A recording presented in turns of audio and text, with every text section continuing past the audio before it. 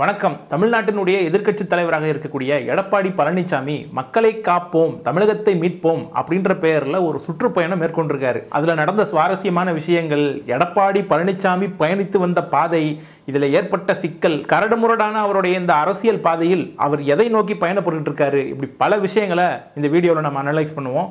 Let's go to the show.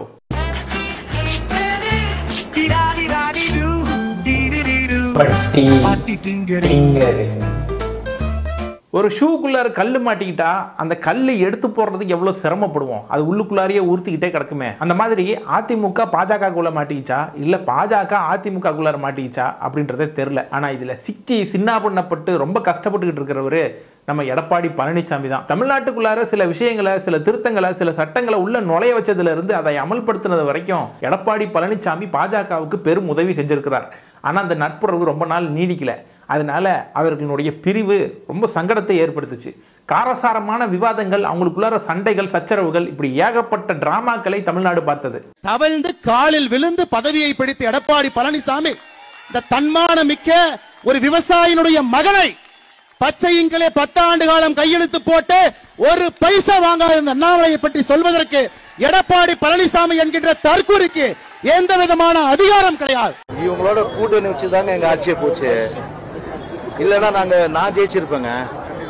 ராயபுரத்துல நாளா தோக்குறாள். நான் மனம் திறந்து சொல்றேன், இதுவரை சொல்ல, நீங்க கேள்வி கேட்டுதான் சொல்றேன். 25 வருஷம் முடிசூடா மன்னனா ராயபுரத்துல இருந்தேன். நான் தோல்வி என்பது அறியாதவனா இருந்தேன். நான் யாரால தோத்தேன்? பிஜேபியால தான் தோத்தேன். 2026 சட்டமன்ற தேர்தலில் அனைத்து இந்திய அண்ணா திராவிட முன்னேற்ற கழகத்திற்கு 4 ஆதரவு கூட கிடையாது. நாங்க தோத்தது பிஜேபியால. நாங்க 234 ஜெயிப்போம். ஆமா, ஆந்திரால ஜெயிக்கும் சொல்லு, கர்நாடகால ஜெயிப்பாரு சொல்லு, கேரளால ஜெயிப்ப சொல்லு.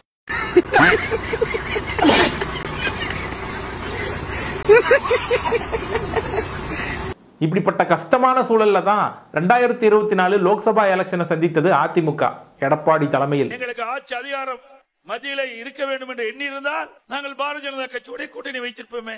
ஏன் நாங்கள் கூட்டணியில் இருந்து விலகி இருக்கின்றோம்? இன்னைக்கு தேசிய கட்சி என்று வருகின்ற பொழுது காங்கிரசும் பாரதிய ஜனதாவும் மாறி மாறி வருகின்றன. ஆனால் மாநில கட்சிகளை புறக்கணிக்கின்றன. இன்னைக்கு தேசிய கட்சியோடு கூட்டணி வைத்து அதனால் நமக்கு எந்த நன்மையும் பெற முடியவில்லை. அந்த சமயத்தில் அதிமுகவுக்கும் பாஜகவுக்கும் இடையில ஒரு மறைமுக உறவு இருந்துட்டு தான் இருக்கு அப்படின்னு பலர் சொன்னாங்க. ஆனாலும் எடப்பாடி பலருக்கு நோ சொல்ல வேண்டியது இருந்துச்சு. அனைத்து இந்திய அண்ணா திராவிட முன்னேற்ற கழக செயற்குழு கூட்டத்திலே இனி பிஜேபி கட்சியுடன் அனைத்து இந்திய அண்ணா திராவிட முன்னேற்ற கழகம் கூட்டணி இல்லை என்பதை அறிவித்து விட்டோம். அதற்கு பிறகு ஸ்டாலின் மறைமுகமாக கூட்டணி வச்சுக்கிட்டு இருக்கிறாங்க, கள்ள தொடர்போடு கூட்டணி வச்சுக்கிட்டு இருக்கிறாங்க, என்னென்ன வார்த்தையெல்லாம் போட்டு பேசுறாரு பாருங்க. கண் முன்னால் அனைத்து இந்திய அண்ணா திராவிட முன்னேற்ற கழகம் என்கின்ற அற்புதமான கட்சியை கண் முன்னால் சில தலைவர்கள் தங்களுடைய சுய லாபத்திற்காக அழித்துக் கொண்டிருக்கின்றார். நம்பிக்கை துரோகி அப்படிங்கிற பேர் ஒருத்தருக்கு பொருந்தும் அப்படின்னா அது எடப்பாடி பழனிசாமி. நம்பிக்கை துரோகி. அடுத்து வரப்போற 2026 தேர்தலை அதிமுக எப்படி சந்திக்க போகுது? ஏற்கனவே தனியா இருந்து தேர்தலை சந்திச்சு தோல்வி அடைஞ்சாச்சு, இது மேலேயும் தனியா இருக்க போறீங்களா அப்படின்ற மாதிரியான கேள்விகள்லாம் வைக்கிறதுக்கு முன்னாடியே ஐயாவுக்கு பல நெருக்கடிகள்லாம் வந்துருச்சு. அதனால அமித்ஷாவின் அழைப்பை ஏற்று போயிட்டாரு டெல்லிக்கு. நமக்குள்ள நடக்கிற இந்த டீலிங் வெளி உலகத்துக்கு தெரியக்கூடாது. தெரிஞ்சா அசிங்கமாயிரும். யாருக்கு? எனக்கு. இதனால் வரைக்கும் எல்லாருக்கும் நோ சொல்லிட்டு இருந்த எடப்பாடி அமித்ஷாவுக்கு எஸ் சொல்ல வேண்டியதா இருந்துச்சு. அமித்ஷா கிட்ட எஸ் சொல்லிட்டு பிரஸ் கிட்ட எஸ்ஸா நோவா எது வேணாலும் நாங்க டிசைட் பண்ணுவோம், சூழலுக்கு ஏத்த மாதிரி தகுந்த மாதிரி நாங்க முடிவெடுப்போம் அப்படின்னு ஏதோ சமாளிக்க ட்ரை பண்ணாரு. ஏங்க இல்ல இருக்குது, இப்ப எலெக்ஷன் நடக்குது, எலெக்ஷன் அறிவிச்சிருக்காங்க, அது வேண்டாங்க. நீங்க சிந்திச்சு பாருங்க, எல்லாமே தேர்தலுக்கு நெருங்கும் போதுதான் கூட்டணி அமைப்பாங்க. கூட்டணி என்பது சந்தர்ப்ப சூழ்நிலைக்கு தகுந்த மாதிரி மாறும். அதாவது அந்த நேரத்தில் எப்படி சூழ்நிலை இருப்பதோ அதுக்கு தகுந்த மாதிரி தான் கூட்டணி மாறும். ஐயோ, நம்ம மைண்ட் அங்க போகுது. எந்த கொம்பனாலும் அதிமுகவை கவனியம் செய்ய முடியாது. சாமி, உன்னை பத்தி எனக்கு தெரியும்.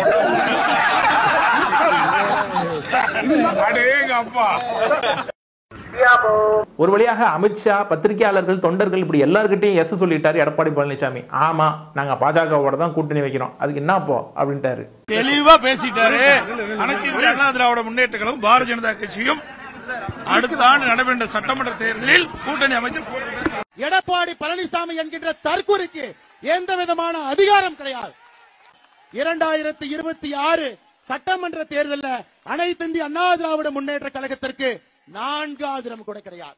இறுதியாக சொல்கிறோம், உறுதியாக சொல்கிறோம், அனைத்து இந்திய அண்ணா திராவிட முன்னேற்ற கழகம் பாரதிய ஜனதா கூட்டணியில் இல்லை இல்லை இல்லை. ரெண்டு லாலிபப்பு இங்க ஒரு நீ சும்பிக்க இங்க நீ சும்பிக்கா எனக்கு பச்சை பச்சையா எனக்கு பச்சை இதுலயும் சண்டை. இப்பதான் உண்மையான சிக்கலே நம்ம இபிஎஸ்க்கு ஆரம்பிக்குது.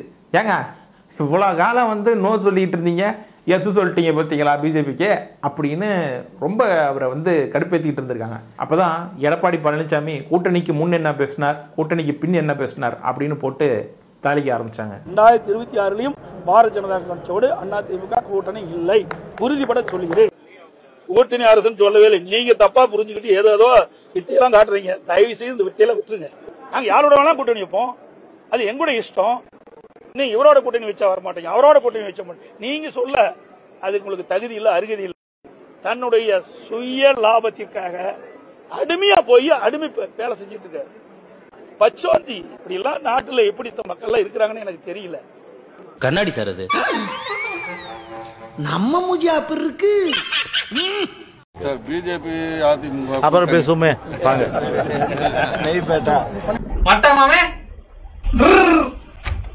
அதுக்கப்புறம் பிஜேபி ஒன்றும் மோசமான கட்சியெல்லாம் கிடையாது அப்படின்னு பிஜேபியை ஜஸ்டிஃபை பண்ண வேண்டிய ஒரு நிலைமைக்கு தள்ளப்பட்டார். மத்திய அரசாங்கம் தமிழ்நாட்டுக்கு எதுவுமே கொடுக்கல, எதுவுமே செய்யல.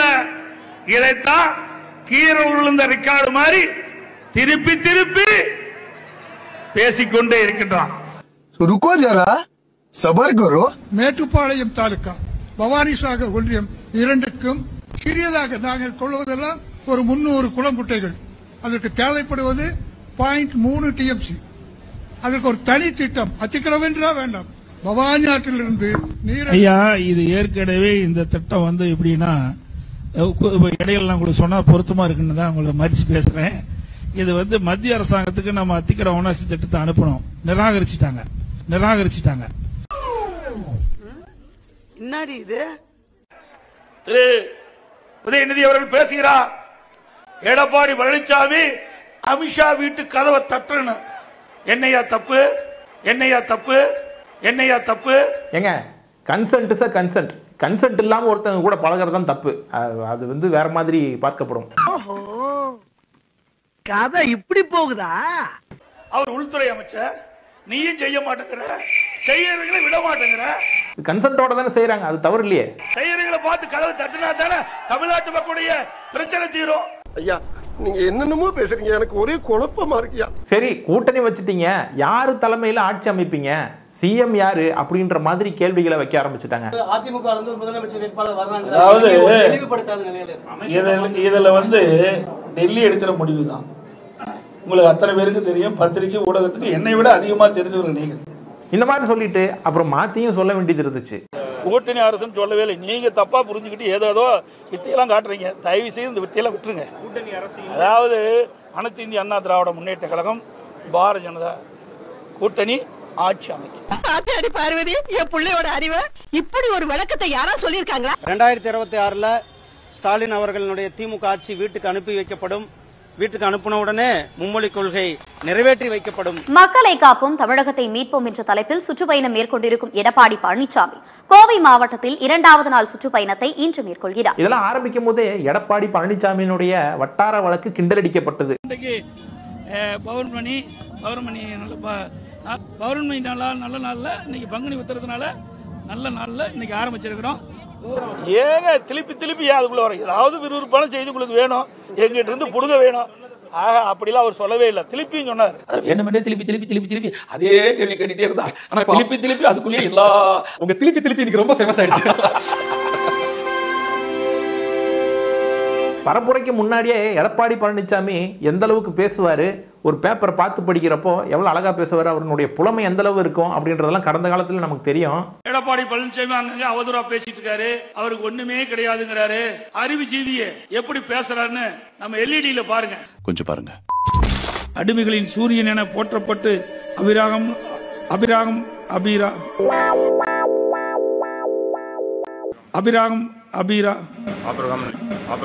ஆப்ரஹாம் நீங்கன்னா அப்துல் கலாமா? ஆபிரகாம் லிங்கன் புத்தகங்களை படித்து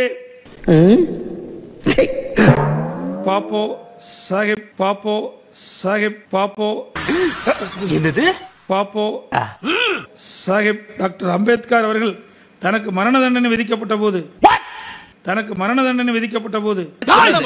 அடி பல்லகளெல்லாம் உடைச்சு படிக்க தெரிஞ்சா படி, தப்பு தப்பா படிச்சு அடி வாங்கி சாகாத சொல்லி. சரி, இப்பயாவது மாற்றம் ஏற்பட்டிருக்கும், பரப்புரையில வேற மாதிரி இருப்பாரு அப்படின்னு எதிர்பார்த்த அளவுக்கு ஓரளவுக்கு ஓகே தான், கொஞ்சம் நல்லா ட்ரெயின் பண்ணி அனுப்பியிருக்காங்க. ஆனாலும் தொடர்ந்து பேசும்போது யாராவது குறுக்கிட்டா தம்பி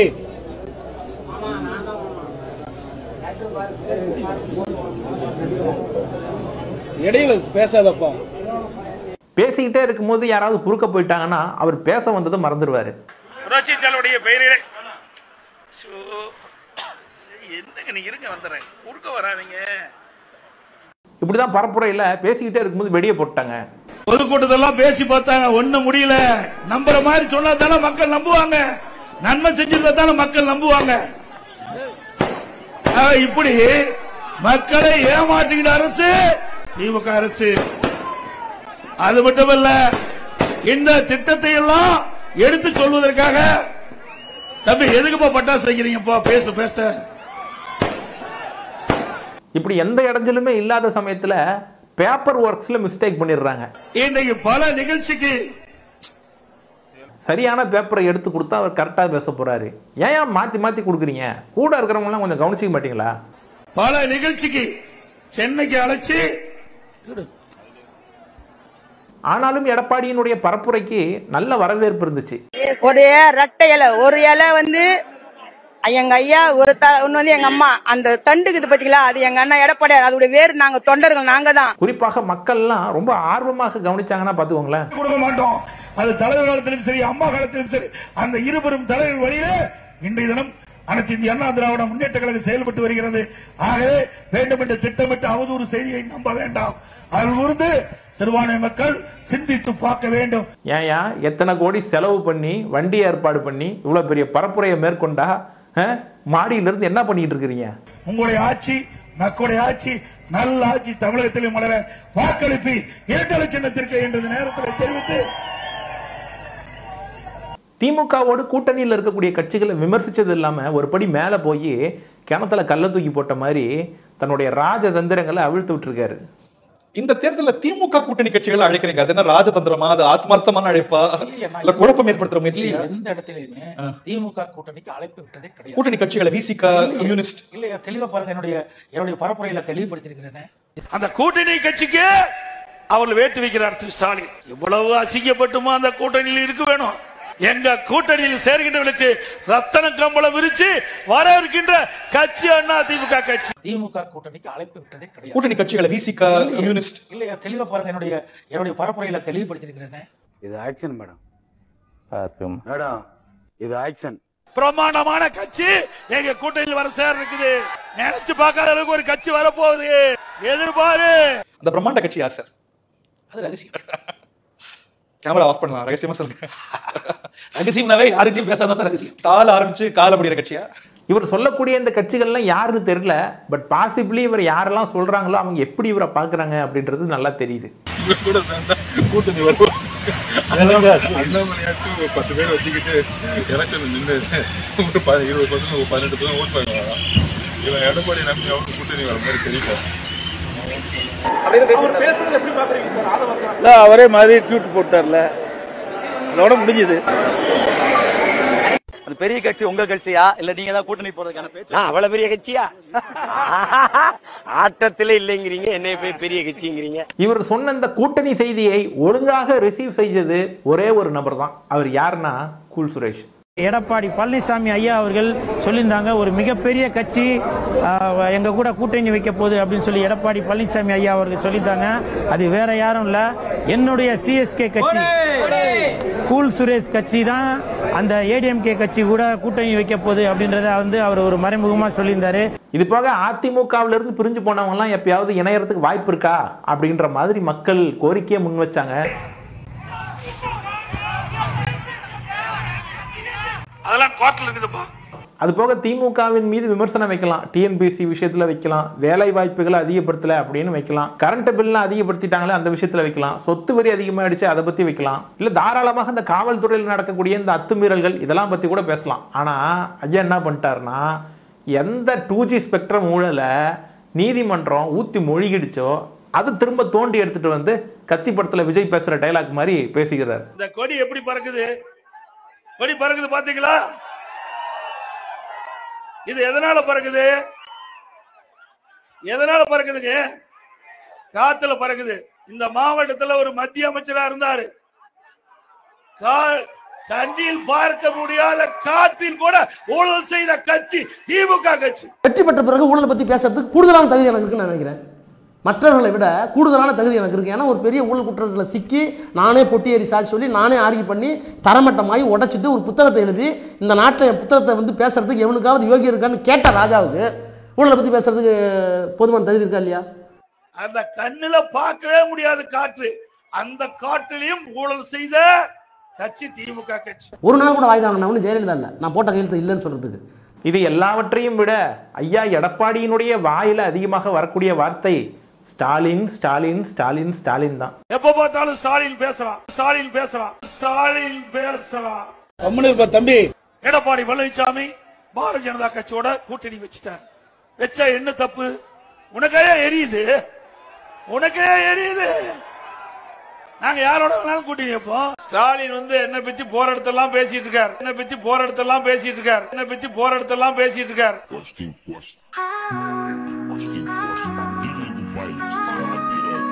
ஸ்டாலின் புதுசா கண்டுபிடிச்சிட்டாரு. ஸ்டாலின் அவர்களே, ஸ்டாலின் சொல்றாரு ஸ்டாலின் ஆட்சியை, ஸ்டாலின் அவர்களே, ஸ்டாலின் குருவரா போனார், ஸ்டாலின் பேசுறாரு, ஸ்டாலின் பொதுக்குழுல ஸ்டாலின் சொல்றாரு. ஸ்டாலின் அவர்களே எப்பொழுது பார்த்தாலும் ஸ்டாலின். ஐயோ எங்க குச்சிங்க என்னையா இவன் போற இடத்துல எல்லாம் அந்த ஆளு பேரையே சொல்லிக்கிறிக்கான். இவன் பண்ண 4 நல்லதை வச்சு மக்கள்கிட்ட ஓட்டு கேட்க மாட்டானா? அந்த சரக்கு இருந்தா தானே சொல்ல முடியும். ஒண்ணுமே இல்லையா, வெட்டி வேட்டால இருக்குது. தம்பி எப்ப பார்த்தாலும் எடப்பாடி பழனிசாமி எப்படி வந்தார் தெரியுமா, எப்படி வந்தார் என்ன தெரியுமா, அதான் மக்கள் கேக்குறாங்க. கேட்டா ஊர்ந்துகிட்டு வந்தது பாரு, பறந்துகிட்டு வந்தது பாரு, எப்படியும் வந்துட்டல. டேய் உனக்கு வெக்கமே இல்லையடா? இடையில பேசாதப்பா. எல்லா குடும்பத்தையும் மாதந்தோறும் 1500 ரூபாய் கொடுக்கணும் சொன்னோம். இல்ல அதான் அது அந்த திட்டம் சாத்தியமா சாத்தியம் இல்லையா? நிச்சயமாக நிறைவேற்ற முடியாது என்றுதான் நான் கருதுகிறோம். மாதந்தோறும் 1000 ரூபாய் 2 கோடியே 15 லட்சம் குடும்பம் இருக்கு. அவ்வளவு பேர் கொடுக்க முடியுங்களா? எவ்வளவு ரூபாய் வேணும்? அதிமுக ஒரு வருஷத்துக்கு அதிமுக 1500 ரூபாய் அறிவிச்சதா ஞாபகம். ஆமா நாங்க அறிவிச்சோம். அப்ப அது மட்டும் எப்படி சாத்தியம்?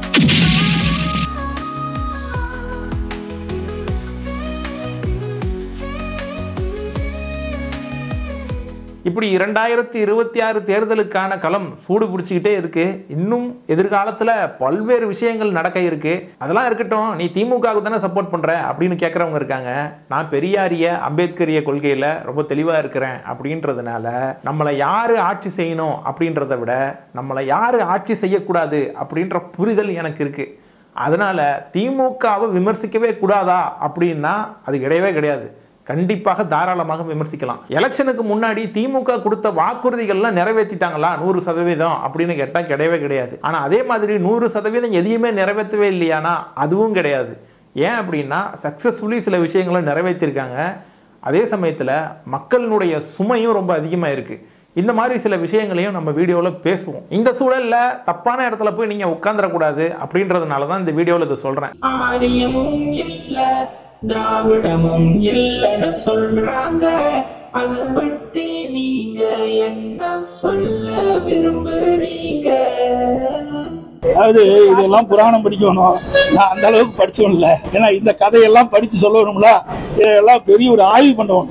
இந்த ஆய்வுல பண்ணாதான் இது உண்மையா பொய்யான்னு தெரியும். அதுக்கு நான் உட்பட்டவன் அல்ல.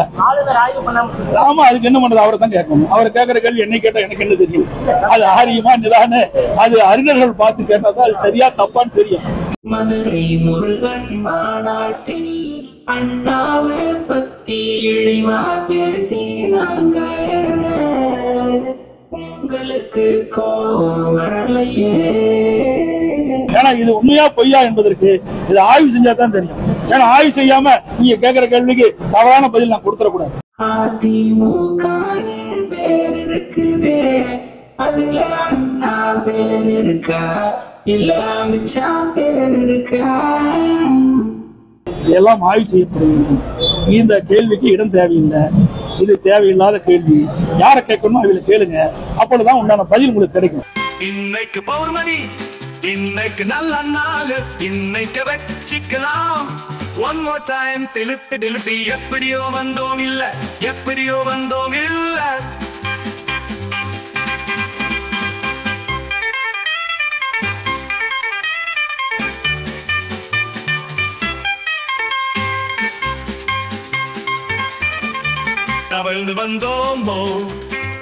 மதிப்புக்குரிய சின்னம்மா அவர்கள் கழகத்துடைய பொதுச் செயலாளராக பொறுப்பேற்க வேண்டும். அவர் சொல்லிட்டு போறாங்க, அதனால எங்களுக்கு என்ன இருக்குது?